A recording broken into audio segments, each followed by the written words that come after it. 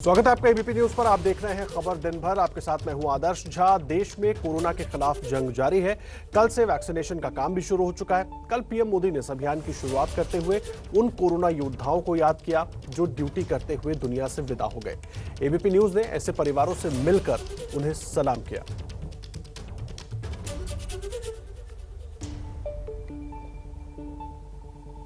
सबसे पहले बात दिल्ली के एक असिस्टेंट सब इंस्पेक्टर की। जब एक पिता अपने बेटे से हाथ जोड़कर कहे कि बेटा मुझे बचा लो, और वो पिता खुद पुलिस कर्मी रहा हो, तो ये सुनकर वो बेटा तो क्या, देश का हर नागरिक सिहर उठेगा। एएसआई भगवती प्रसाद को अब परिवार याद भी करता है और उन पर गर्व भी करता है, जिन्होंने कोरोना काल में देश सेवा करते हुए अपनी जान दे दी। अब हम इस टाइम हमें पता हम किस कंडीशन में जी रहे हैं सर। कभी पता ही नहीं चला कि वो ससुर है, मतलब बेटे की तरह रखते थे। मैं पूछती पापा का है, ड्यूटी गए बाबा ड्यूटी गए। वैक्सीन पहला आती तो पापा कब के ठीक हो जाते, घर पे भी आ जाते। पिताजी मेरे को देख के रो पड़े, बेटा मुझे बचा ले बस। मासूम शोमिया अपने बाबा के चले जाने की सच्चाई से बेखबर है और शायद वो हर शाम इंतजार करती है कि बाबा लौटेंगे। इसी तरह उसके जन्मदिन की तस्वीरों की तरह फिर उसे अपनी गोद में खिलाएंगे।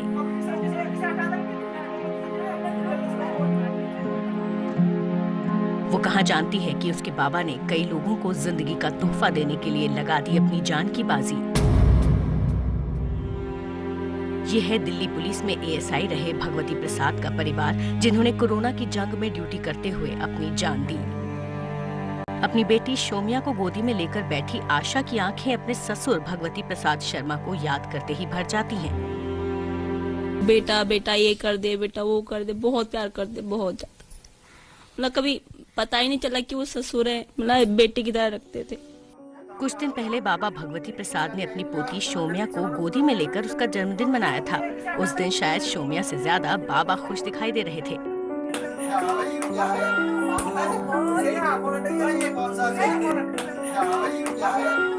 बिटिया भी आपकी याद करती है, पूछती है आपसे? हाँ, बाबा कहाँ है मम्मा? मैं पूछती बाबा कहाँ है, ड्यूटी गए बाबा ड्यूटी गए। दिल्ली पुलिस के एएसआई भगवती प्रसाद शर्मा का पूरा परिवार उनके जाने से बिखर गया है। परिवार में 3 बेटे अभी पढ़ाई कर रहे हैं। घर कैसे चलेगा इसकी चिंता तो सता रही है, लेकिन परिवार को गर्व है कि ड्यूटी करते हुए इनके पिता की जान गई। मम्मी भी चली गई, पापा भी चले गए।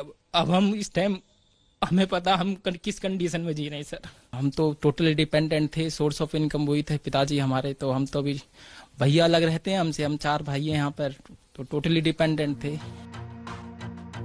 उस दिन को याद करके परिवार की आंखें भर जाती हैं। जितेंद्र ने बताया कि 17 सितंबर को जब उनके पिता भगवती प्रसाद थाने से घर आए तो उनकी तबीयत खराब हुई थी। शुरुआत में हल्का बुखार था, लेकिन जब तबीयत खराब होने के बाद अस्पताल में भर्ती कराया गया तो पता चला कि कोविड है। 21 दिन तक अस्पताल में कोविड से लड़ते रहे भगवती प्रसाद। आखिरकार 9 अक्टूबर को अस्पताल में वो ये जंग हार गए।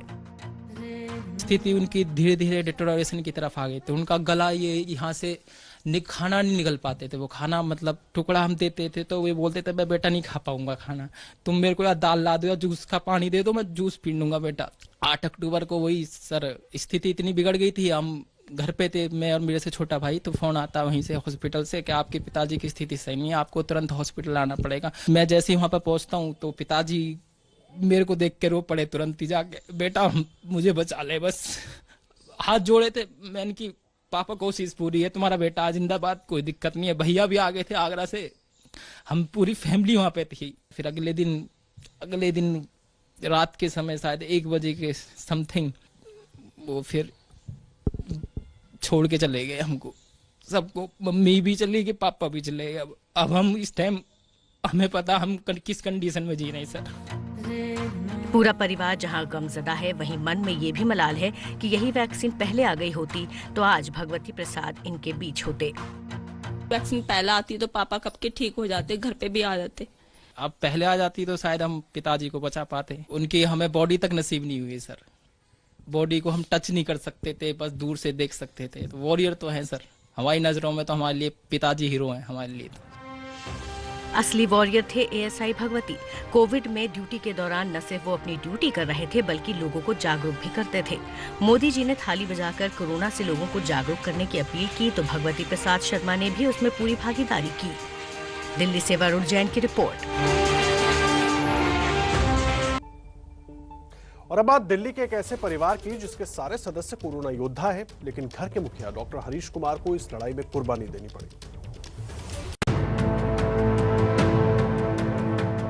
कोरोना महामारी के शुरू होते ही अपने पति डॉक्टर हरीश कुमार के साथ दिल्ली के जीटीपी नगर में अस्पताल चलाने वाली डॉक्टर शकुंतला ने लोगों के लिए खूब काम किया। इनके दोनों बच्चे भी डॉक्टर हैं और पूरा परिवार कोरोना काल में ड्यूटी पर जुटा रहा, लेकिन डॉक्टर हरीश ने इस बीमारी से अपनी जान गंवा दी।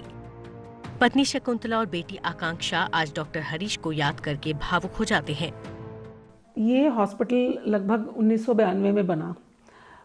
हम दोनों का ही ये ख्वाब था कि हम अगर हम लोग प्राइवेट प्रैक्टिस में आ रहे हैं तो एक इस तरह के मल्टी स्पेशलिटी ऑर्गेनाइजेशन में काम करें जहाँ पे कि हम हर प्रकार की सर्विसेज अंडर वन रूफ दे पाएँ। मेरे पति हैं नहीं इस दुनिया में, लेकिन एक बहुत अच्छी बात ये कि हम लोग सेल्फ रिलायंट और सेल्फ डिपेंडेंट हैं। यानी कि जब डॉक्टर साहब गए तो दोनों बच्चे भी इस प्रोफेशन में आ गए, तो हम तीनों लोग अब मतलब पहले हम 4 हाथ थे, मैं और मेरे हस्बैंड। उसके बाद धीरे धीरे मेरे बच्चों ने भी ज्वाइन कर लिया। बेटे का भी ग्रेजुएशन कंप्लीट हो गया मौलाना आज़ाद मेडिकल कॉलेज से, और बेटी ने भी अपना पोस्ट ग्रेजुएशन कंप्लीट कर लिया है। तो अब क्या हुआ कि जैसे कहते हैं ना, रास्ता बढ़ता गया और काफिला बढ़ता गया और लोग जुड़ते गए, तो इस तरह से साथ होता गया। तो मुश्किल तो है, लेकिन मुश्किल के साथ साथ ये बात समझना बहुत ज़रूरी है कि जो ख्वाब हमने मिल के देखा वो डाई डाउन नहीं करना चाहिए। मुझे इतना सपोर्ट मिला है और शुरू से ही मतलब मेरे फादर में जो पेशेंस और धैर्य से जो पेशेंट्स को वो देखते थे, उनकी हर बात सुनते थे, तो मुझे लगता है कि वो मैंने मेरे पिताजी से ही सीखी है और मैं उसको आगे बढ़ाने की कोशिश कर रही हूँ अपने प्रोफेशन में भी। और डेफिनेटली शुरू से ही जो मेरी जर्नी रही है MBBS और फिर PG की जर्नी रही है, उस दौरान मेरे फादर ने मुझे बहुत हेल्प करी है। हर जगह जाना, एग्ज़ाम्स देना, और मतलब मेरे फादर ही हमेशा मेरे साथ जाते थे। हर चीज़ में वो मुझे सपोर्ट करते थे कि तुम्हें ये नहीं आता तो तुम्हें हर चीज़, मतलब मल्टी टैलेंटेड एक पर्सन बना दिया मुझे।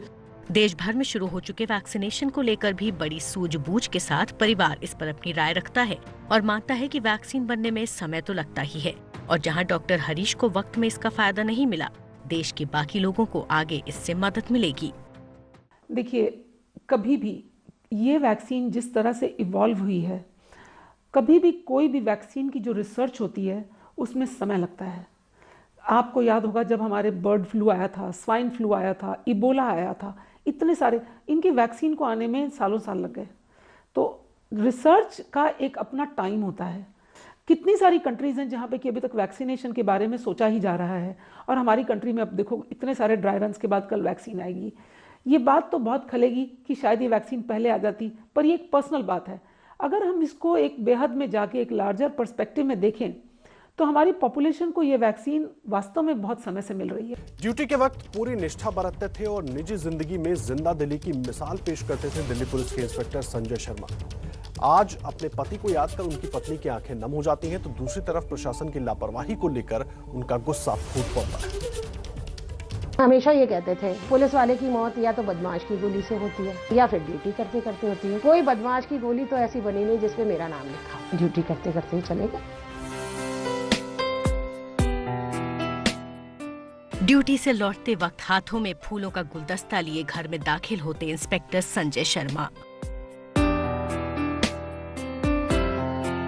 पुलिस का डंडा लेकर गर्व के साथ बॉर्डर फिल्म की देशभक्ति के जज्बे से भरी धुन पर थिरकते इंस्पेक्टर संजय शर्मा और मूंछों पर ताव देने के साथ परिवार वालों के साथ हंसी ठिठोली करते इंस्पेक्टर संजय शर्मा। अब दिल्ली पुलिस के इस इंस्पेक्टर की यादों के तौर पर बच गई हैं तो सिर्फ उनकी ये हंसती खिलखिलाती तस्वीरें और उन्हें याद करते उनके परिवार की आंखों में आंसू। इंस्पेक्टर संजय शर्मा दिल्ली पुलिस की PCR में तैनात थे। 15 अगस्त को संजय शर्मा की तबीयत खराब थी और उसके बाद 18 अगस्त को उनकी मौत हो गई। इंस्पेक्टर संजय शर्मा की पत्नी का कहना है कि उनका उद्देश्य हमेशा से देश की सेवा करने का ही था। 1997 में दिल्ली पुलिस ज्वाइन करने वाले संजय शर्मा ने शादी से पहले ही अपनी पत्नी को अपने जॉब प्रोफाइल के बारे में बता दिया था। भावुक होते हुए पत्नी याद करती है उनकी कही एक बात। मेरे को हमेशा ये कहते थे, मतलब मैं कभी कभी होती थी ना कि भाई पुलिस वाले की मौत या तो बदमाश की गोली से होती है ना, और या फिर ड्यूटी करते करते होती है, क्योंकि पूरा देख ही रहे थे ना सिस्टम जो थे ना। तो अक्सर वो यही कहते थे कि कोई बदमाश की गोली तो ऐसी बनी नहीं जिसपे मेरा नाम लिखा हो। बस वही चीज लगती है कि अगली बात सच हो गई, ड्यूटी करते करते ही चले गए। पेशे से टीचर अपनी शादी की फोटो देखकर अरुणा पुराने पलों को याद करते हुए रोने लगी। और अब देश में वैक्सीनेशन शुरू होने को लेकर जाहिर है परिवार का मन और दुखता है, ये सोचकर कि शायद बच पाते इंस्पेक्टर संजय शर्मा। समय पे आवाज उठाना जरूरी होता है, चीज समय पे मिल जाए, चाहे वो एक छोटी सी गोली क्यों ना हो, टाइम पर मिल जाती है तो बच ही जाते हैं। देखो तो अगर वैक्सीन पहले भी आ गई, बट लेकिन उन्होंने बहुत कोशिश करी, ये वायरस ही इस तरह का है, एक बार दो बार तो टाइम लगता है। तो साइंटिस्ट और रिसर्चर्स उन लोगों ने बहुत मेहनत की है। हालांकि अरुणा शर्मा दिल्ली सरकार से काफी खफा नजर आई। अरुणा के मुताबिक उनके पति संजय शर्मा की तबीयत 7 अगस्त से ही कुछ खराब थी, लेकिन वो CGHS के चक्कर काटते रहे, उनके लिए टेस्ट नहीं लिखा गया। एक सिस्टम का ये बहुत खराब है, बीमार आदमी रोज जा रहा है, बट वो नहीं हो सकता क्योंकि इंडिपेंडेंस डे टाइम आ गया। ये 26 जनवरी में अभी भी वही लोग यही प्रॉब्लम फेस कर रहे होंगे, छुट्टी नहीं मिलेगी आपको, है ना। और बस ये छुट्टी की गुहार लगाते लगाते ही वो तो चले गए। तो मतलब मैं यही पूछ रही थी उनसे कि मैंने कहा डॉक्टर ने अभी तक प्रिस्क्रिप्शन पे लिख के क्यों नहीं दिया कि टेस्ट करा लो आप? CGHS ने लिख के दिया ही नहीं। दिल्ली सरकार ने ये वादा किया था कि जिन पुलिस कर्मियों की कोविड-19 की वजह से जान गई है उनको 1 करोड़ रुपए का मुआवजा दिया जाएगा। पत्नी अरुणा के मुताबिक उनको ये मुआवजा अभी तक नहीं मिला है। इस बार भी वही हुआ, द सेम 15th का इंडिपेंडेंस डे आया। आप जानते ही हैं कि भाई हर जगह से कॉल कर लिए जाते हैं, अकॉर्डिंगली वैसे ही हुआ। अब वो इनके अंडरनीथ स्टाफ है, जैसे वो अंडरनीथ स्टाफ दूसरों की केयर कर रहा है तो उनकी केयर कौन करेगा? उनसे बड़ा वाला ना। तो वो वहां पर सबको देख कर आए। तो ये कहना कि भाई वो कोविड ड्यूटी कर रहे थे या नहीं कर रहे थे, ये मेरे को तो बिल्कुल अनलॉजिकल लगता है। हमारे पेंशन में भी कम हो गया हमारा, ये आपने पैसा भी नहीं दिया, पहले डिक्लेयर कर दिया था। गम के इन पलों में अब संजय शर्मा की पत्नी के लिए जीने की वजह है उनका एक बेटा जो अभी इंजीनियरिंग की पढ़ाई कर रहा है। वो कहती है अब उसी के लिए जिंदगी जीनी है। दिल्ली से मनोज वर्मा की रिपोर्ट।